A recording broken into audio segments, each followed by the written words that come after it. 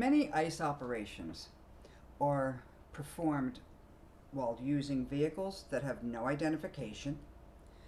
They have plainclothes officers, and by that I mean they're wearing t-shirts and blue jeans, or they come out in tactical gear, but nowhere does it say ICE or police. Nobody knows what the heck is going on. This causes a lot of confusion for bystanders. I mean, imagine if you're in a parking lot, like at a supermarket, and all of a sudden, you're putting your groceries into the trunk, and you see these three black SUVs arrive, no identification on them. All these guys come jumping out, some with masks on, all of them with masks on probably, and nobody says stop, ICE. I mean, they just grab somebody. How do you know what the hell's going on? I mean, wouldn't you think that that's a kidnapping? Because trust me, that's exactly how kidnappings take place, particularly if you're from Honduras or Salvador or Guatemala or parts of Mexico or anywhere else in the world. That's how kidnappings happen. In fact, I just saw somebody's comment on a video I was watching that says, how is grabbing up U.S. citizens not kidnapping? Good question. But anyway, so the supporters of marked vehicles says, number one, this is good for the police, good for the ICE officers. It's going to protect them. People are going to know that this is law enforcement and that you have to respect them. You have to obey them. So that's going to help reduce unnecessary resistance. It increases legitimacy. At least bystanders know what's going on. Now, if somebody is afraid of ICE, they still might take off. That's true. But there's been so much footage on TV and social media where ICE is literally killing people that run away. And so that might encourage people to just stop. They've been caught. Who the heck knows? And another big thing that's actually happening is that there are people, criminals, who are impersonating police officers. Yes, that's a felony, but they don't give a shit. If there's somebody that let's say these are gang members, and they want to pick somebody up and kill him, they just have to get into a black SUV, put a mask on their face, wear some blue jeans, bring a couple of their buddies around, and just jump out of the car. It's ICE. So people think it's ICE, but it's not, because they're just gang members. This is happening across the country. This is not made up liberal, ridiculousness. No, this is actually happening. So I think it's very important for ICE to have vehicles that identify them. Now, we're going to talk a little bit later about sometimes that's not necessary. If they're doing undercover investigation, that's a different story. Now, the supporters of current ICE practices say, look, sometimes you need that element of surprise. Clearly marked vehicles are going to compromise our investigations. And vehicles that are easily identified, you're looking for Joe Blow, and one of his friends happens to be sitting on the stoop, and he sees the ICE vehicle coming down the street. He could scream into the window, ICE, ICE, ICE, and the guy that you're looking for escapes because you've given them the heads up, because you show up in your vehicle that says ICE. And the supporters of how ICE is handling this right now says, well, we can't have that happen. So the big question we're going to talk about today is, should ICE vehicles be clearly identifiable, or shouldn't they? And I'd like to hear your opinion. Put a comment down below and let me know what you think before the video and then after the video. Have I been able to change your mind? And I might change your mind the other way, because I am going to try and show both sides of this story. Although it's going to be quite obvious what my position is. I do not have a poker face, that's for sure. I want to look beyond the headlines, right? I want to examine why ICE uses unmarked vehicles and why critics believe that the time for change is now. I am going to do a video about legislation that's pending. A lot of it's in committee. I've just done a video the other day about whether or not ICE officers should be required to wear body cameras. And originally, it was supposed to be all one video. I was going to do the cameras, the body cameras. I was going to do identifiable vehicles, and then I was going to end with, pending legislation. But it got to be way too much. So this one is just going to be basically about vehicle identification.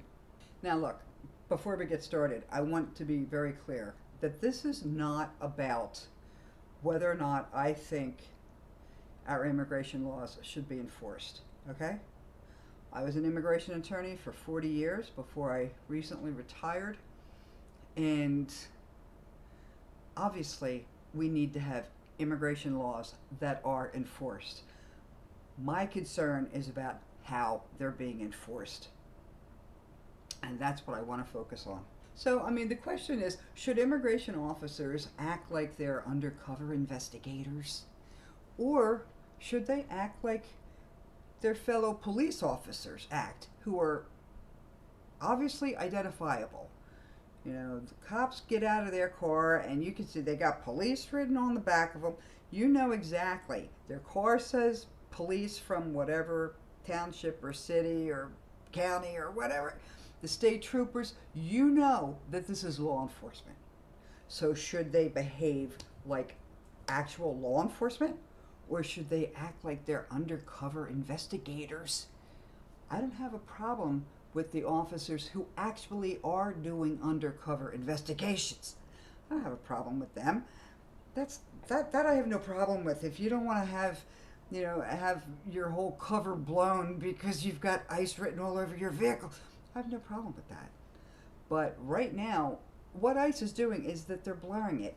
They're saying that they're doing law enforcement just like the police, but then they're acting like they're doing some secret undercover investigation bullshit. And that's to me unacceptable. As an American, this is not how we're supposed, my kitty cat. This is not how we're supposed to act as a civilized country, okay? This is how they act in Russia. This is how they act when the police have no control over what's going on with the gangs in Central America. That's not us. We should be much more professional than this, in my ever so humble opinion. So let's get past my opinion and let's dive into something more important than just my say-so. For many years, nobody talked about ICE. ICE has been around since 2003. It's under DHS, and nobody talked about them. The immigration lawyers, we all talked about them, but most Americans didn't talk about them. I remember we used it when the kids were little. I used to take them out to eat a lot because I was a single mom and I didn't feel like cooking. And one of the places we would go was a place called Macaroni Grill. And this one particular night, they sat us real close to the front where you could see it was all open and all the chefs were cooking. And you could see everybody moving around and what they're doing. And my daughter, who was probably in 10th or 11th grade at that point, she liked to draw. Oh, and they had this butcher block paper and crayons, and you could crayon and draw stuff on these papers. So she sat down and she drew the guy that we assumed was the head chef. And so the waiter comes over and sees that she's done this, and he was like knocked out. He said, wow, this is fantastic. I'm going to bring him over. So he goes over, he gets the chef. He says, come here, look and see what she did. So he's like really surprised and really liked it and gives her a big hug. And she rips off that part of the paper and gives it to him so that he could have it. And it was really very cool. And I called her up today. She's 32 at this point. And I said, what was the name of that restaurant? Was that Macaroni Grill? She says, yeah. I said, remember about that guy? And she says, yeah. And then we went back. I said, yeah. And then we went back. Like the next time we went back, all of those Latino chefs and cooks were gone. They were all gone, including the guy that she had drawn. And she adds on the conversation. She says, yeah, And then the food got a lot shittier. And eventually the place closed down. I said, yeah, I don't remember the food getting worse, you know? I have a funny feeling that Macaroni Grill made sure that all of their cooks cooked things the same way. But that was her memory of it. But, you know, that's what ICE did. ICE did raids. They went to restaurants. A lot of, you know, foreign specialty chefs were the folks who didn't have legal papers here. They went looking for a place where they could pick up a whole bunch of people, not one or two. They picked up a whole bunch. So they'd go to warehouses, wherever they got a tip that there were people who were working illegally. And that still happens. In fact, I just went down to a Mexican place that I love down in Warminster, and he said that there had been a raid in another Mexican place probably 4 or 5 blocks from his restaurant. So they're still doing those raids. But, you know, they're not looking for the worst. They're trying to make that quota of 2,000 arrests. I've heard it said as 2,000 deportations a day. It doesn't work like that. You don't get picked up and boom, you're deported. Unless you have a final order of deportation. That's a different story. But you can get put in deportation, but you're not going to just like immediately get shipped off on a plane. Although, as I recall, they did do that to somebody last year, didn't they? And then they had to bring them back. I forget. It's too much to remember. But so that's basically how ICE operated. They went in and they did raids. Another thing that they would do is if somebody had gotten arrested by the police, an ICE officer would go to the prison where they were being held, like a state prison, and put a detainer on them. And that detainer meant that if this guy gets out on bond, let's say, I used to always tell people, I would tell the family, they didn't want to hear it though. Almost never did they want to hear this. They'd say, oh, we're going to try and bond him out. We're trying to get money to bond him out. I said, don't bond him out, because as soon as he gets bonded out, he will not be allowed to leave the prison. ICE is going to come in and take him and put him in federal custody. So don't even bother. Save your money. For right now, save your money. And they usually hated that because, you know, the game plan, I'm sure, for the family was to get him the heck out of the prison and then, you know, have him exit stage left to Chicago or something. But I'd say don't do that because you're going to waste your money. And sure enough, what would normally happen is that the prison would contact ICE, Philadelphia ICE in my case, and it's the same cat. And the prison would contact Philadelphia ICE and say, you know, Joe Blow is getting released tomorrow afternoon. And because ICE had put a detainer on them, ICE had 10 days to come and pick them up. Well, if during those 10 days they happened to already have a raid planned for, let's say, a restaurant, right? They have a raid planned. And they need a lot of guys to work on that. And then there's going to be a lot of paperwork because they're going to arrest maybe 40 people. And they're also going to have other people who are going to be doing, investigating all the I-9s and seeing how much the employer knew, how many of these people did the employer know was illegal, and did they do their paperwork right. So they're going to need a lot of people, and they just can't be bothered with going to pick up one guy who's being released. Well, this often pissed off the ICE officers. In fact, you've heard people complain about this, I'm sure, that, you know, these what do they call us? Sanctuary cities. You know, these sanctuary cities, they won't cooperate with ICE. We did cooperate with ICE. You have 10 days to pick this guy up. And if you don't pick him up in 10 days, we have to release him. We're releasing him. We're not going to hold him indefinitely until you finally get your act together. So that's basically the way things were played out. And There weren't big scandals. Nobody was getting shot and killed by an ICE officer. Yeah, it was just sort of, it was done the way police work was supposed to be done.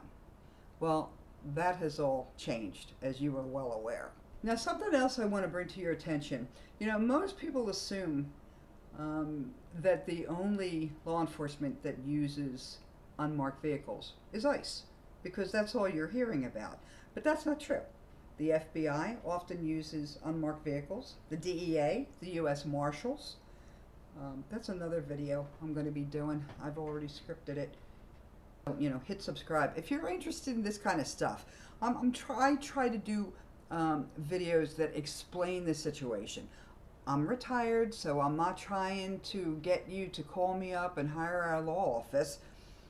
I'm just trying to give information about, well, what is an NTA and what is a habeas corpus and what do the U.S. Marshals do? I don't know. U.S. Marshals, are they just like bounty hunters? There's a whole video coming out about that too. So, what was I saying? Oh, the DEA uses them. The FBI uses them. By them, I mean unmarked vehicles. Who am I forgetting? Well, Homeland Security Investigations, that's HSI. HSI, Homeland Security Investigations, is actually a part of ICE. And they investigate things like money laundering, child exploitation. I cannot believe that my two cats are going to start fighting in the middle of this video. I'm going to strangle them. I always wanted female cats, and I ended up with boys. Ugh. Anyway, the Bureau of Alcohol, Tobacco, Firearms, and Explosives, ATF, they use them. Secret Service uses them. Oh, by the way, I wanted to mention that. I'll give you one example of that. My youngest, because she was a little Miss Smarty Pants, ended up going to Harvard for undergrad on a full scholarship. What a sweetheart, right? Full scholarship, and she started there in 2015. Well, Malia Obama, is that how you say her name? Oof, I hope I didn't screw that up.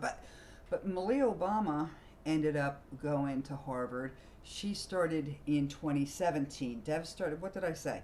My kid started in 2015, and Malia started in 2017. And so I was talking to her about that, and I said, it's really kind of cool.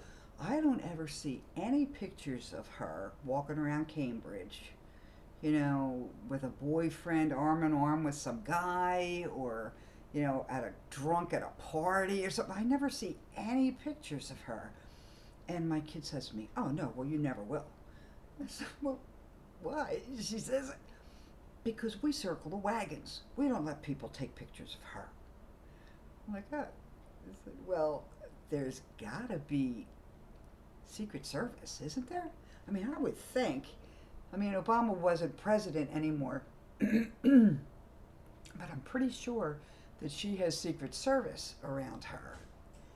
And my kid says, oh, yeah, absolutely. But you'd never recognize them because they all just look like students. So, they're in undercover clothes. I don't have any problem with that stuff. How do we pooch these kitty cats? Boys! Psst. Horrible. Now let's stop for a second and talk about the difference between surveillance and arrest operations. And by the way, like I said, if you're interested in this kind of stuff, if you're getting some value from this, hit like, right? If you think you might want to see more videos like this, hit subscribe. I'd appreciate it. I only have like 150 subscribers, and I'm trying to build up my numbers, but it takes time, as they say. So anyway, back to the difference between surveillance and arrest operations, right? I mean, most people don't object to undercover surveillance. I mean, cops have been doing that for decades, right? So most people don't have a problem with that. Watching someone from an unmarked vehicle is one thing. Driving into a residential neighborhood and surrounding somebody and making an arrest using unmarked vehicles, and there's no body cameras and there's no there's masks and there's no identification anywhere. That's a totally different thing, and it should be treated differently. When bystanders can't immediately identify the people who are doing the arresting, there's a whole lot of confusion involved. There's a problem, okay? And what does that do? That gets people involved in something that they shouldn't be getting involved in, right? Just back off and let law enforcement do their job. Don't stick your nose in the middle of everything. But if you don't know it's law enforcement, wouldn't you want to try and protect this guy who looks like he's getting snatched up and going to get put into one of these SUVs, like thrown into the back seat? That's not the way police officers work. But ICE consistently defends its position of using unmarked vehicles. It's like something they don't want to back down on. Like you're going to take away one of their abilities to catch these guys. They talk about, wait for it, what do the cops always say? What is the big reason that they do all these abuses of civil rights? Officer safety. Officer safety. Well, I would think you would want people to know this is, it is 6 o'clock at night, and from 9:30 this morning until 6 tonight at 6:02, I have received 11 phone calls that are all spam likely. They drive me out of my mind. And then I listen to my voicemail, and it's like, your loan is about to be approved. Your loan is about to be approved. Please contact us. Your loan is about to be approved. I never applied for a flippin' I never applied for a loan. Okay, I'll cut this part because who cares, but it's annoying as shit. Okay, I'm not kidding. I get, if I have my messages and I have 35 messages, when I check my voicemail, 34 are from these flippin' people who call me incessantly. Oh, it's like they're stalkers or something. Anyway. So what do they always say? They always say, officer safety. We have to do this to keep the officers safe. There has to be this element of surprise. Another thing they say, protecting their ongoing investigations. Well, if you're arresting somebody, isn't that investigation already over? Now you're into the arresting part. Another thing that they sometimes say is that they want flexibility. They want sometimes to be able to use unmarked vehicles and sometimes to be able to use marked vehicles. Well, apparently most of the problems that I've seen on social media, that I've seen on the TV, on the news, they're always unmarked vehicles. I have never, maybe I'm not looking for it. I'm going to pay closer attention next time. The next time, when should this be? Next week? That ICE shoots and kills somebody, and then you see all these, journalists come in. I want to see if their SUVs say ICE or not, because I have a funny feeling they're not. And what I was talking about, how things have changed over the last 10 years. Where before the raids and the things like that were taking place away from other people's eyes, right? The owner of the restaurant knows there's a raid going on.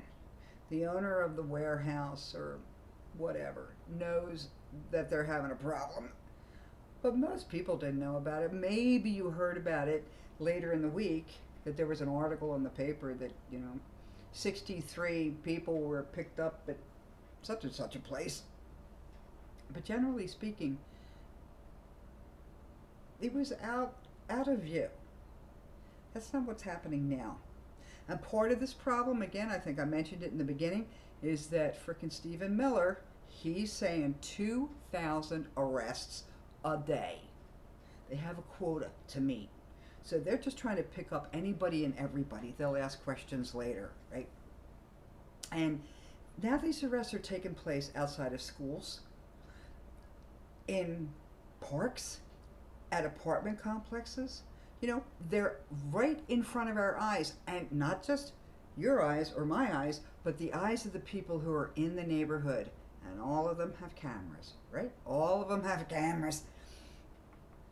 Not to mention the surveillance cameras. And I even looked up this word because I knew I was going to screw it up. The ring door cameras? The door ring cameras? Oh, shit. I knew I was going to screw that up. That's why I wrote it down, and now I can't find it because I'm skipping through this script. Anyway, but there's cameras everywhere. There's cameras everywhere. And so we're seeing this behavior that before was kind of hidden away. So people weren't concerned. Well, now people are very concerned because this is kind of Gestapo tactics, some of this bullshit. And one of the things that's happening, because it's so, it's all over the place, ubiquitous. Isn't that the word? Ubiquitous, meaning it's everywhere. Congress is getting involved. There's some legislation it's in committee right now. That's going to be the next video that I do. Remember I said I was going to do 3. I've done the cameras, body cameras. This is the vehicles. And then the next one, which I'm hoping to post on Friday. It'll either be Friday or Saturday. That's going to be about what legislation is pending and in committee. And one of the things that I did with yesterday's video or Monday's video was to tell people they should, and I'm going to say it again at the end, you should contact your senators, you should contact your representative, tell them what you think. Whether you're for the way ICE is behaving right now or whether you're against how ICE is behaving right now. You should talk to your Congress people, right? Which I did on Sunday. I sent both my senators and my representative emails. All 3 of them. That was Sunday. Today is Wednesday. I just checked to see if I got any response. And look, I'm not expecting a big, long response, but I am expecting some kind of automated response saying, thank you very much for contacting us. Your opinion is important to us. We'll be back in touch with you shortly. I mean, that's all I was expecting. Zippo. From any of them. McCormick, wasn't really surprised. He's a Republican. Fetterman, a little bit surprised because he is a Democrat, we think.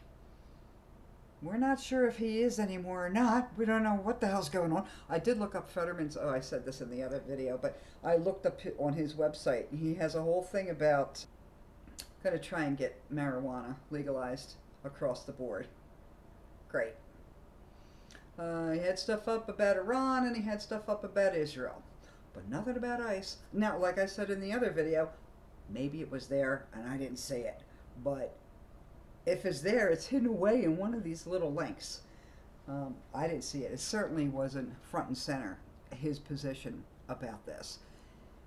So I'm going to wait. I told everybody the other day when I made the other video, I'm going to wait until Friday, and we're going to wait and see, because that gives them a whole week to at least send some kind of email back to me saying, we'll be back with you shortly, something. But as of Wednesday, goose egg. So just to give you an idea, none of these bills that are in committee right now are ready to be voted on. But just to give you an idea of what some of the different proposals are. They focus on several ideas. 1, clearly visible agency identification. 2, readable badge numbers or names. 3, greater use of body-worn cameras. 4,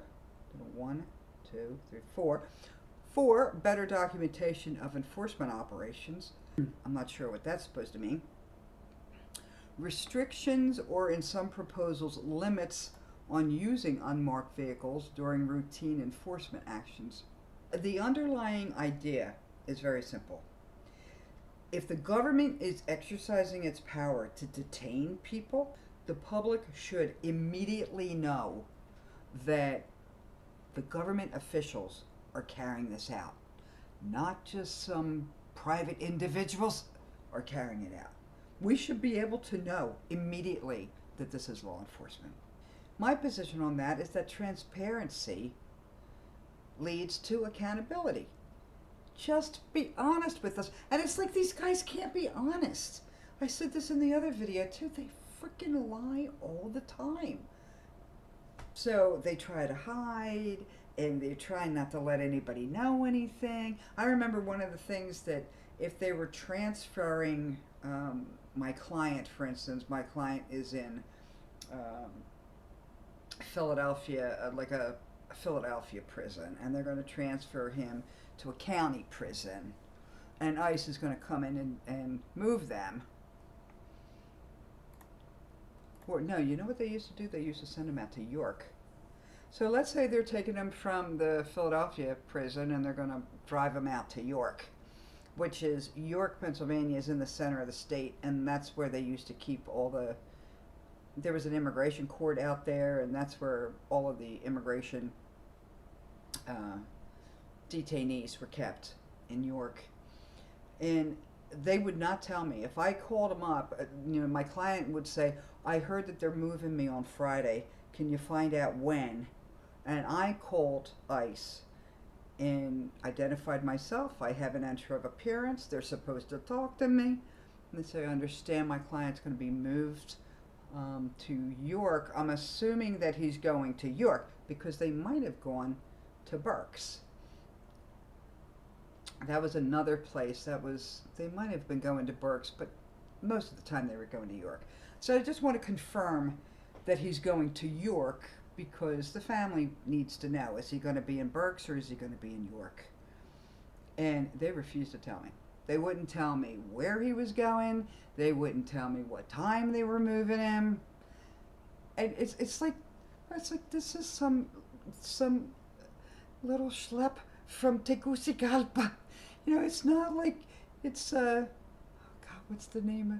It's not like he's El Chapo. That somebody's going to try and bust him out of prison. He's just some little guy, and the wife just wants to know, where's he going? Where is he going? They wouldn't tell you. All very secretive. Oh, who knows? You can't be giving out that information. Apparently, they can't be giving out any information. No transparency. Zero. You could have like this much transparency. You don't have to tell us everything, but you could tell us a little bit and be honest when you say things. Okay. See, I really try. When I do these scripts, I start basically with some ChatGPT stuff, but then I always go through the whole thing and I add stuff and I take other things out. And ChatGPT is always trying to give me scripts that are very balanced. Very balanced. And in fact, I had written on one of them, this is months ago, I said, my position on this is X, and I want you to write the script this way.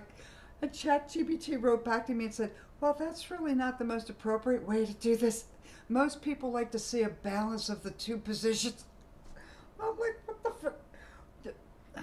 I know, and we just had that whole AI thing happen. Did you hear about that? Oh my God, that's scary.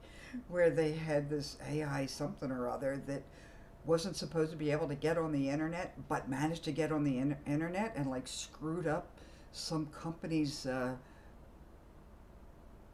don't know if it was their website or if it was their actual hard drive or what. Oh my God. That's another thing my daughter says. That's another thing she always says about how we have to stop AI. We have to stop AI. Yeah, good luck with that. But anyway, so, ChatGPT, I start with this stuff, but then I always change it. And it's like, well. So anyway, I go off on these tangents. I'm sorry. I probably drive everybody crazy. But maybe that's why I only have 150 subscribers. They're like, we can't handle this woman. We can't handle this woman. This is, okay. I'm not going to blame it on that little moderate stroke I had last year. Because I've always been like this. Sorry. But anyway, if you like this kind of content, I'm saying it again, please hit like. If you want to get more of this content, hit subscribe. And I am going to be coming out. I'm going to come out with, it's either going to be Friday or Saturday. at the very end of July, I'm going to come out with the video about the pending legislation. And I also, as I mentioned, I have scripted something which I have not gone through yet. I did a little bit, but I need to spend a couple of days working on that and making sure that it's mine and not AI yet. But that's going to be about the U.S. Marshals. That should be interesting, but that's going to come out next week or so. And I guess I have to do something about asylum, right? Did you hear that they're not always going to have asylum interviews? It's unbelievable. This freaking government. But that should be another video about how that just came out today. Today's the 29th of July. That USCIS has said they're not going to bother doing interviews for everybody who's applied for asylum. Even though you do exactly what you're supposed to do, then they say, no, we're just going to send you straight to court. Court where they don't have enough immigration judges to make decisions. Okay, never mind. That has nothing to do with vehicles. So let's take a look at how ICE's behavior compares to how the police behave. Okay, the local police.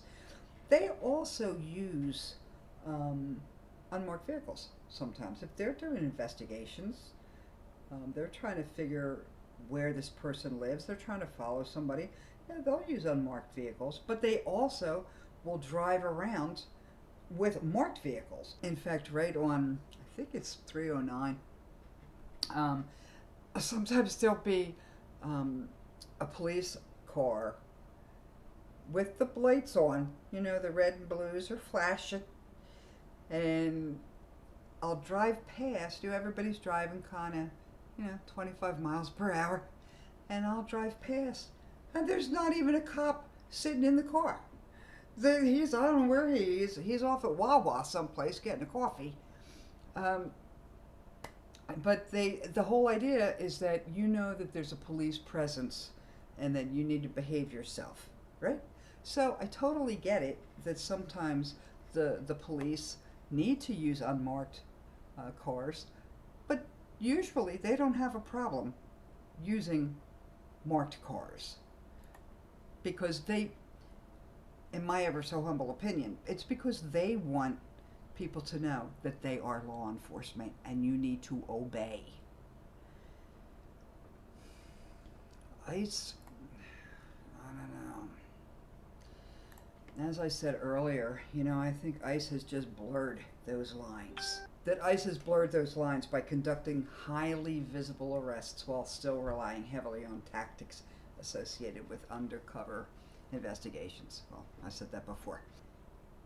I think part of it is that they feel that they can act with impunity. They've got a budget that any other agency would die for. They've got lots of money. They're law enforcement, so they're important. They're big guys, and we can do whatever we want to do. Don't tell us how to run our job. But it's that sense of entitlement, that sense of impunity, that total lack of transparency that causes all the problems. That's why,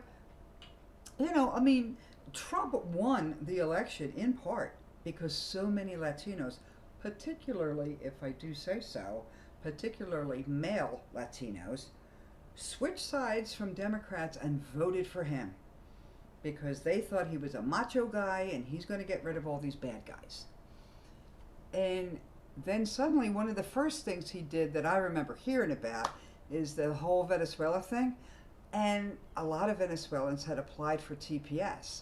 Some had temporary protected status, and some of them were waiting for it, but they had applied for it. And ICE just decides that they're going to deport all these frickin' people. We're going to terminate TPS for Venezuelans, which I think got stopped by a court, but I'm not sure about that. But I remember seeing an interview of Venezuelans down in Florida who were gobsmacked. We're the good. We want you to deport the bad guys. You said you were going to deport the bad guys. We're the good guys. Why would you deport us? Because he just wants to get his 2,000 people a day. That's why. And he doesn't think you're a good person. Are you Latino? Need I say more? I mean, my kids are both half Costarricense, right? Their dad was from Costa Rica, and most of the clients that I had over my 40-year career were Latinos because I'm a Spanish speaker, so most of my references are about Latinos.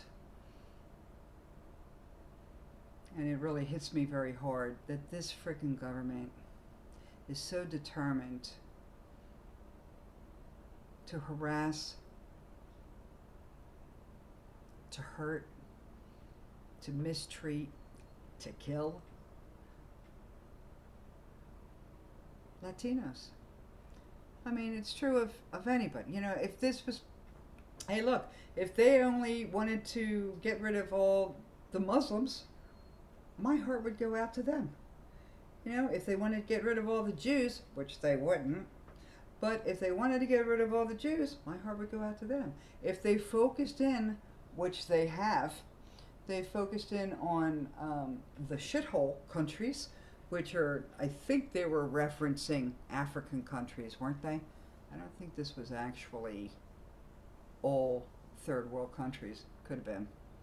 They don't seem to have a problem with the Chinese, though. Certainly don't have a problem with the Europeans. They don't have a problem with the South Africans. There's white South Africans. They're okay. But they're the only Africans that are okay. So I'm probably going to cut 90% of what I just said. Regardless of whatever political party controls Washington, this immigration enforcement argument is not going away. The real question is, what should that enforcement look like? Should the emphasis be on tactical efficiency, or should the emphasis be on transparency? Can the government accomplish both? I don't know. But just because I want reform, it doesn't mean elimination. This whole abolish ICE thing makes me crazy. Okay? You can't abolish ICE. We need ICE.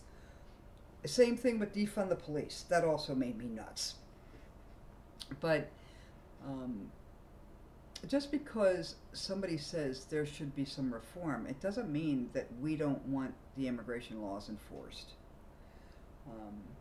And conversely, just because somebody says, no, I think they should be allowed to do their job the way they want to do it, they're the experts, it doesn't mean that those people don't care about how ICE treats other human beings.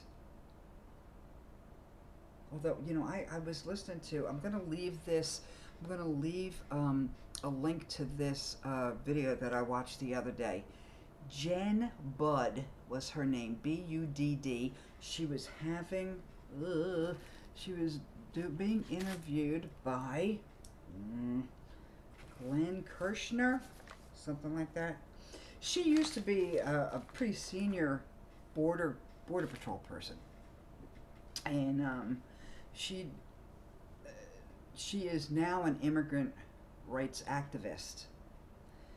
And I haven't seen much of her other stuff, but I saw this. It's certainly worth it. I'm going to leave the link to that. I'm going to leave that link in the description, and I'm going to see if I can leave it in, like I'll pin it to the top comments or something like that. I'll tell you, she said that that the worst trained immigration officers were at the Border Patrol, and and she was in the middle of it, right? She was a somebody in the Border Patrol, and she said they were actually, in their training, they were informed that the immigrants that were coming into the country along the border, or that they caught near the border, did not have the same rights as U.S. citizens. And that's just flat out wrong. It was wow. So the fact that a lot of ICE officers believe that immigrants don't have the same rights as U.S. citizens. Yes, they do. They have a right to protest. They have a right to express themselves. They're not allowed to have illegal searches and seizures, Fourth Amendment. I mean, they have the same rights as U.S. citizens. Doesn't mean that they're equal. They're not allowed to vote. You know, they're not allowed to sit on a jury. Okay, but you can't just beat them over the head and say, "Come with us." So, the one thing to keep in mind, I'm going to end with this. The one thing to keep in mind is that, you know, policing has evolved. When those body cameras came out, which I just did this the other day, what was it, 2014, I think body cameras started to appear. The police officers were not thrilled. They did not want body cameras. But over the course of the years, you know, over the next 10 years or so, policing has evolved and it's changed its attitude about those cameras, because they also can protect police officers. If somebody accuses a police officer of excessive force, they have the video evidence to prove that he was not using excessive force. They also, if the cop has said, you know, he was resisting arrest and he has sworn that he was not resisting arrest, they've got the evidence to prove that he was. So if the police can evolve and accept certain changes, I don't understand why ICE can't. What's the problem? I think it's just a bunch of macho guys that say, I can do whatever the hell I want. Keep your nose out of it. And by the way, DHS does have, you know, DHS has a lot to say about how ICE behaves. But there's also supposed to be congressional oversight, which we're going to talk about in the next video, and try to force Congress to do their job, which, like I said, Fetterman, no response. McCormick, no response. Brian Fitzpatrick, no response. So, you know, you can't even get them to answer a flippant email or have their staff answer an email. Zippo, nothing. So, how are they going to work together? I don't know. I'm not very optimistic about it, but we'll see. What last? Oh yeah, that was the other thing that they talked about. That not just, that was another thing that they talked about with the police. That, you know, the Miranda warnings. You have the right to remain. You have the right to remain silent. You have the blah blah blah blah blah. Right. That was a Supreme Court decision, Miranda versus Arizona, and that came out in 1966. The cops didn't like that, but little by little, everybody knows those Miranda rights. Everybody knows that they have to be told that you're being arrested, and anything you say can and will be held against you. There were a lot of problems with that too. They didn't want that, but that changed. You know, I really believe that ICE, you don't have to abolish ICE. ICE can evolve. But we got to get some of these macho guys out of here. Frickin' Stephen Miller. I don't know how we're going to survive another 2.5 years. Another 2.5 or 2. I don't know. I don't know how we're going to survive with this administration. Rules governing the use of force, they changed for the police. I remember hearing, I think this was either lackluster or the John Bryan's, the civil rights lawyer, and it was caught on mic, where this police officer says to one of his fellow officers, boy, you know, this guy's really effing lucky, because if this was 10 years ago, we would have beat the shit out of this guy. You know, proving the point, which I mentioned in an earlier video, that the whole body camera thing, I thought, you know, this is never going to work. And I heard a woman on CNN or someplace that said, oh yeah, it's going to work, because they're going to forget that they have them on. And that's what happened with this guy. You know, if this were 10 years ago, we would have beat that shit out of this guy. Well, those uses of force. I went back, what was it, Hulu? I think it was Hulu. They had NYPD Blue. I said, oh, I'm going to watch this. I couldn't watch it. I couldn't watch it, even though Jimmy Smits is in it. I couldn't watch it because of flippin' Sipowicz and all the police brutality It just did not hold up for me. But that's the way policing was back in the day. We really didn't think much about it. A lot of things have changed. And so I'm hopeful, that might be too strong a word, but I'm hopeful that ICE can change too.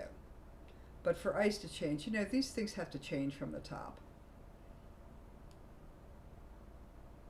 And I don't see that happening anytime soon.